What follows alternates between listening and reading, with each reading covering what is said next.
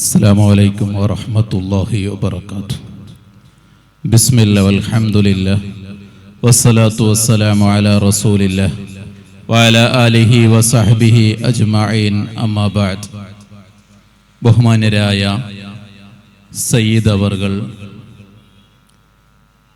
ഈ പരിപാടിയുടെ ഉദ്ഘാടകൻ അഡ്വക്കേറ്റ് പുനീത് അപ്പു, പ്രിയപ്പെട്ട റാഷിദ് ബുഖാരി ഉസ്താദ്, പ്രാസ്ഥാനിക നേതാക്കൾ, പ്രിയപ്പെട്ട വിദ്യാർത്ഥികൾ, നാട്ടുകാർ,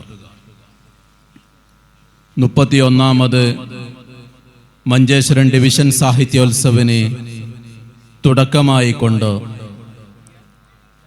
വൈവിധ്യങ്ങളായ പ്രോഗ്രാമുകളും പരിപാടികളും നടക്കാനിരിക്കുകയാണ്. സാഹിത്യ ലോകത്ത് തുളു ഭാഷയുടെ സാന്നിധ്യവും കന്നഡയും നമ്മുടെ നാടിൻ്റെ ഭാഷാ സംസ്കാരങ്ങളെയൊക്കെയാണ് സാഹിത്യോത്സവ് പ്രമേയമാക്കുന്നത്. ഓരോ ഡിവിഷൻ സാഹിത്യോത്സവുകളും ഒരു മത്സര പരിപാടികൾ എന്നതിനപ്പുറത്ത് നാടിൻ്റെ ഭാഷയുടെ, സംസ്കാരത്തിൻ്റെ, ഭക്ഷണത്തിൻ്റെ വൈവിധ്യങ്ങളിൽ വന്ന മാറ്റത്തെ കൂടി ചർച്ച ചെയ്തുകൊണ്ടിരിക്കുകയാണ്. അതിൻ്റെ ഭാഗമായിട്ടാണോ ഇവിടെ തുളു ഭാഷയുമായി ബന്ധപ്പെട്ട് നമ്മുടെ നാട്ടിലെ ഭാഷാ വൈവിധ്യങ്ങളുമായി ബന്ധപ്പെട്ട ചർച്ചകൾ നടത്തുന്നു. നേരത്തെ ഉദ്ഘാടന പ്രാസംഗികത്തിൽ നമ്മൾക്ക് സൂചിപ്പിച്ചു, ലോകത്ത് തന്നെ ഏറ്റവും കൂടുതൽ വായിക്കപ്പെട്ട ഇസ്ലാമിക പണ്ഡിതന്മാരാണ്, അല്ലെങ്കിൽ തസവുഫിന്റെ മേഖലയിൽ ഏറ്റവും കൂടുതൽ വായിക്കപ്പെട്ടവരാണ് ഇമാം ഗസാലി ഇമാമും ജലാലുദ്ദീൻ റൂമിയും, ഇങ്ങ് ഇന്ത്യയിലേക്ക് വന്നാൽ അമീർ ഖുസ്രു ഒക്കെ.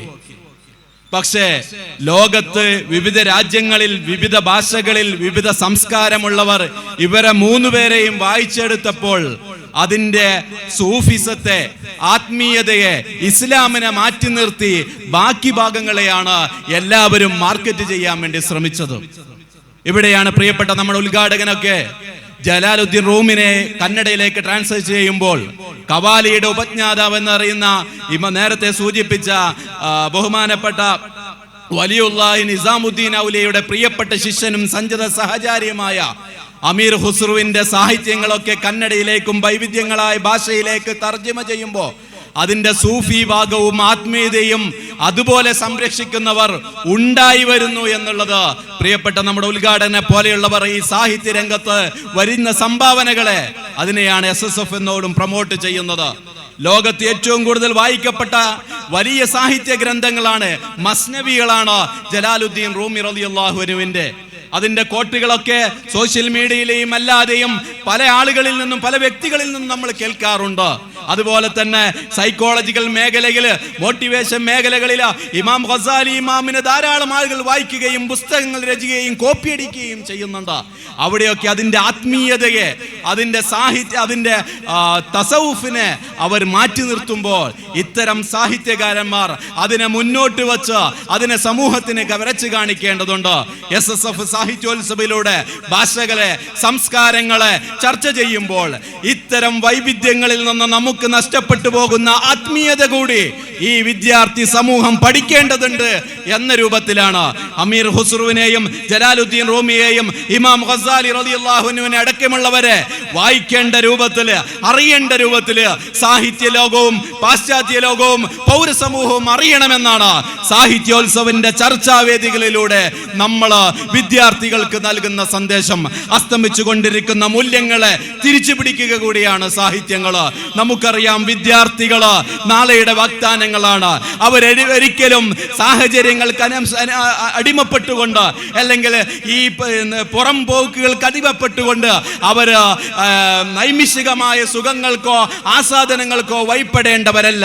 ഓൺലൈൻ ഗെയിമുകളുടെ കാലഘട്ടത്തിൽ, അല്ലെങ്കിൽ സെലിബ്രേറ്റ് ചെയ്യാൻ വേണ്ടി എന്ത് കേപ്പേക്കത്തുകളും കാണുന്ന കാലഘട്ടത്തിൽ തുണിയൂരി സെലിബ്രേറ്റ് ചെയ്യാൻ വേണ്ടി, പൈസ ഉണ്ടാക്കാൻ വേണ്ടി ശ്രമിക്കുന്ന പുതിയ കാലത്ത് നമുക്കറിയാം, കൊച്ചിയിൽ കഴിഞ്ഞ ആഴ്ച വന്ന വാർത്തയാണ്, 14കാരൻ ഓൺലൈൻ ഗെയിമിൽ പരാജയപ്പെട്ടതിന്റെ പേരിൽ തൂങ്ങി തൂങ്ങി മരിച്ച ചിത്രം നമ്മുടെ മുന്നിലുണ്ട്. അത്രയും ആത്മധൈര്യമില്ലാത്തവരായി മാറാൻ നമ്മുടെ വിദ്യാർത്ഥികളെ വിട്ടുകൊടുത്തൂടാ എന്നുകൂടിയാണ് സാഹിത്യോത്സവങ്ങൾ മുന്നോട്ട് വെക്കുന്ന ആശയം.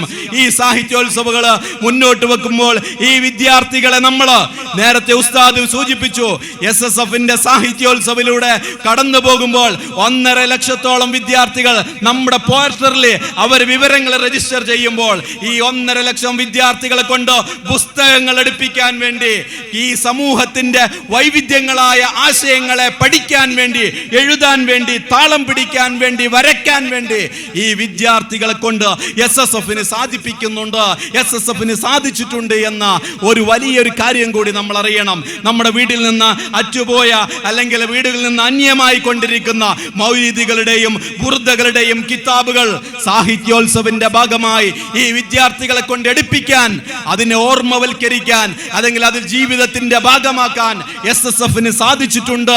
കഴിഞ്ഞ 31 വർഷം കൊണ്ട് തുടങ്ങുന്ന ഈ പ്രക്രിയ ഇന്നും ഇവിടുന്ന് അങ്ങോട്ടും തുടർന്നു കൊണ്ടിരിക്കുകയാണ്. അതുകൊണ്ട് ഞാൻ അവസാനിപ്പിക്കുകയാണ്. പ്രിയപ്പെട്ടവരെ, ഇതിന്റെ പിന്നിൽ പ്രവർത്തിക്കുന്ന നമ്മൾ ഓരോരുത്തരും എന്തുകൊണ്ടും ധന്യരാണ്. ഇന്ന് ഇവിടെ ഈ മഞ്ചേശ്വരത്തിന്റെ ഡിവിഷൻ പരിധിയിലെ വിദ്യാർത്ഥികള് ആയിരക്കണക്കിന് വിദ്യാർത്ഥികളിൽ നിന്ന് കടഞ്ഞെടുത്തവരാണ്. ഇവിടെ മത്സരിക്കുന്ന 500-ൽ പരം വരുന്ന വിദ്യാർത്ഥികള്.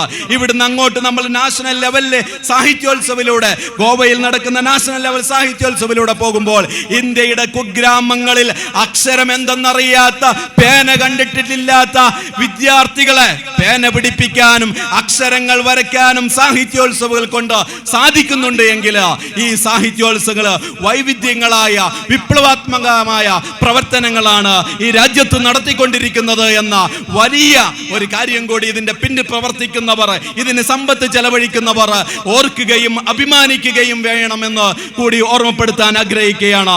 പ്രിയപ്പെട്ടവരെ, ഈ സാഹിത്യോത്സവത്തോട് അവസാനിക്കുമ്പോൾ നമ്മൾ ജില്ലാ സാഹിത്യോത്സവത്തിലേക്ക് കടക്കുകയാണ്.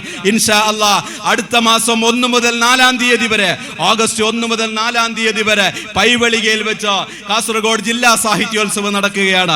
ഇൻഷാ അല്ലാഹ് അതിന്റെ പ്രചരണ പ്രവർത്തനങ്ങളിലും അതിന്റെ എല്ലാ വക കാര്യങ്ങളിലും നിങ്ങൾ എല്ലാവരും ഉണ്ടാവണമെന്ന് കൂടി ഉണർത്തിക്കൊണ്ട് വആഖിറു ദഅവാന അനിൽ ഹംദുലില്ലാഹി റബ്ബിൽ ആലമീൻ. അസ്സലാമു അലൈക്കും വറഹ്മത്തുള്ളാഹി വബറകാതുഹു.